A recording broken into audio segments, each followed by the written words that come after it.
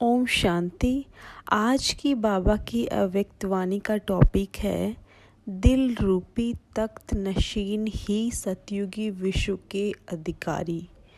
भक्तों को भक्ति का फल देने वाले, प्रकृति को अपने अधीन करने वाले, सत्यनारायण की सत्य कथा सुनकर सतयुग की स्थापना करने वाले सत्य शिव बाबा ने त्रिमूर्ति तख्त नशीन बच्चों को संबोधित करते हुए कहा, बाप को दुनिया वाले क्या समझते हैं कि बाप भगवान है क्या? God is truth. सत्य को ही भगवान कहते हैं। बाप दादा सुनाते भी हैं सत्यनारायण की कथा और स्थापना भी सतयुग की करते हैं। तो बाप को जो सत बाप, सत टीचर, सत गुरु का प्रैक्टिकल पार्ट बजाते हैं तो सत बाप को क्या प्रिय लगता है? सच्चाई। जहाँ सच्चाई है अर्थात सत्यता है, वहाँ स्वच्छता व सफाई अवश्य ही होती है। गायन भी है, सच्चे दिल पर साहब राजी। दिल तख्त नशीन सर्विसेबल अवश्य हैं, लेकिन सर्विसेबल की निशानी संबंध और संपर्क में सच्चाई और सफाई हर संकल्प और हर बोल में दिखाई देगी। अर्थात ऐसी दिल तख्त नशीन श्रेष्ठ आत्मा का हर संकल्प सत्य होगा, हर वचन सत्य होगा। कोई भी संकल्प व बोल व्यर्थ या साधारण नहीं होगा। ऐसे सर्विसेबल जिनके हर कदम में, हर निगाह में, दृष्टि में सर्व आत्माओं के प्रति निस्वार्थ सेवा ही सेवा दिखाई दे। सोते भी सेवा, जागते भी सेवा, चलते हुए भी सेवा, सिवाय सेवा के स्वप्न में भी कोई बात नहीं होगी। ऐसे सेवाधारी जो अचल और अथक होगा, ऐसा ही बाप दादा के दिल तख्त नशीन होगा।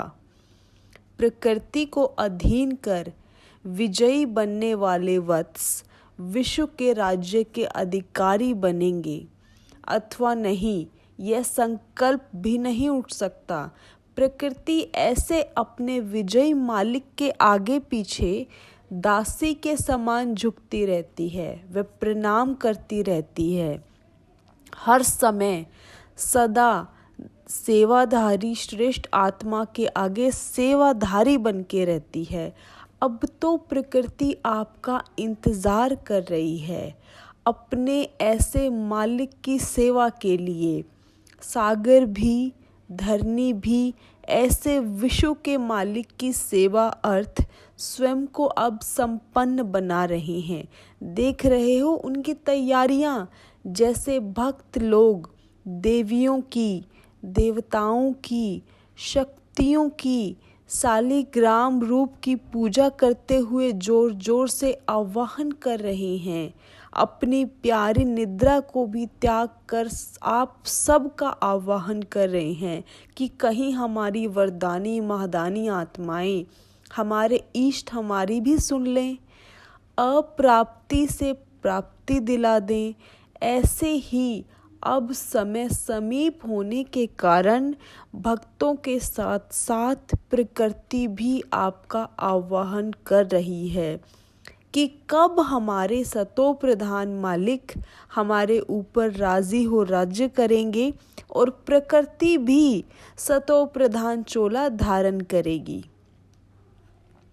इनके आह्वान के साथ दूसरी ओर बाप दादा भी आह्वान कर रहे हैं।